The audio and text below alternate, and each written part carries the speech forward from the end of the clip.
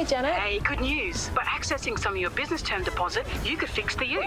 This program is brought to you by CommBank. Support for your business.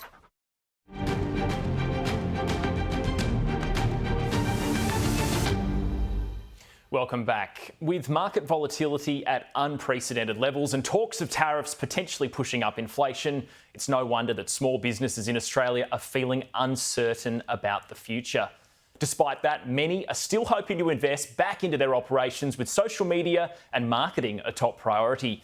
Steph Nash reports. The outlook ahead for small business just got a whole lot more complicated. I think that the tariffs, there are some cases where they're a little beyond reciprocal because, we've been abused for a long time as a country. On Jerome Powell, you said that the termination of Jerome Powell cannot come fast enough. He says he won't leave it even if you ask him to. Oh, he'll leave. If I ask him to, he'll be out of there. The IMF this week downgraded its forecast for global growth, slashing it down from 3.3% to now just 2.8% this year. For Australia, annual output will be $13 billion lower this year than originally predicted, down from 2.1% to a meagre 1.6%. That less than rosy outlook strikes a chord with small business owners who are already battling a cost of doing business crisis. Look, the IMF report does match up with the lived experience of small businesses. We know it's an uncertain time, but why are we as an Australian economy making our life more difficult? So things like red tape, things like industrial relations, things like being one of the least competitive tax destinations in the world, these are all things we can control. Look, small business owners at the moment are obviously reflective on the challenges ahead and a little concerned about what's to come. We're hearing that on the ground. We're also seeing that in our research.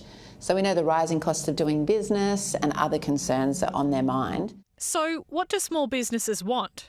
From this election, it's all about achieving a competitive advantage.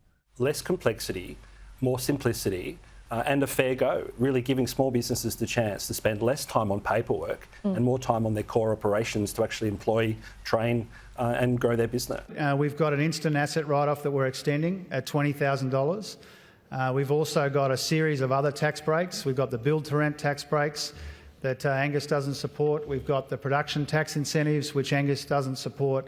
There are a range of ways that we are providing tax relief, tax incentives to businesses small and big in our economy. We will make the instant asset write-off permanent because we don't want to see shenanigans every year as it goes through the parliament. Election checklist aside, CBA's Beck Warren says small businesses are generally looking for smarter ways to improve cash flow and create greater brand awareness.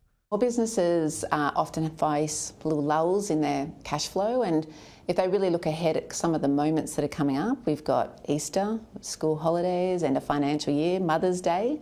We see these can be peak spending periods in consumers, and for small businesses, they can help bridge their cash flow if they just find a little bit of time to invest in a marketing and sales strategy to optimise those moments can really help small businesses navigate these times.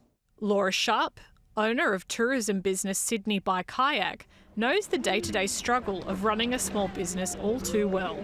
I remember one day writing out coffee orders for a sunrise tour whilst I was having contractions with my now 4-year-old, and then a storm was coming and we had to cancel the tour, and so I'm getting further into my labour and having to call customers to move them and reschedule them.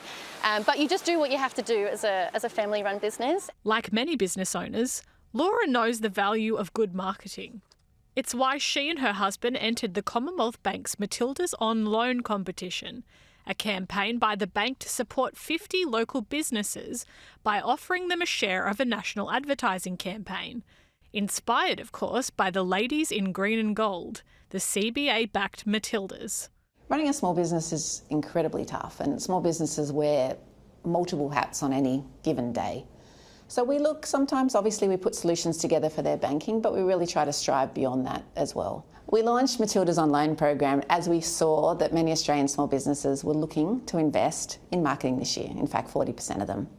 So to give them a helping hand, we thought we'd put together a billboard campaign to promote them through a national program, really fueling their business and their presence to support small business.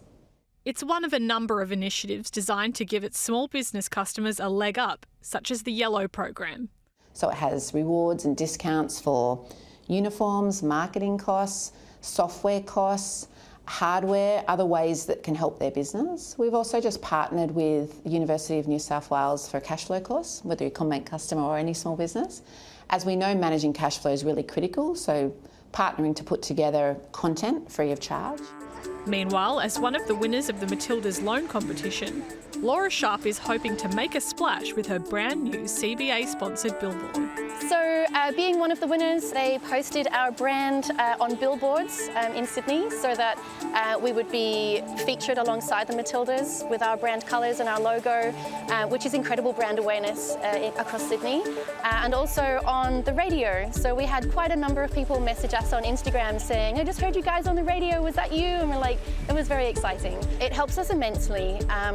I always believe in consistent drip-fed marketing, and over the past 12 years we have done a lot of different types of marketing, and this one blew us away.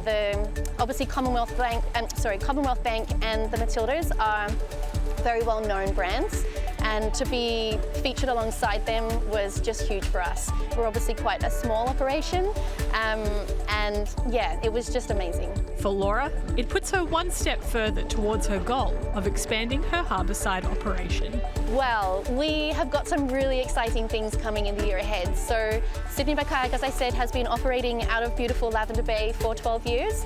And out of that time, we have been operating out of the back of our beautiful kayak van.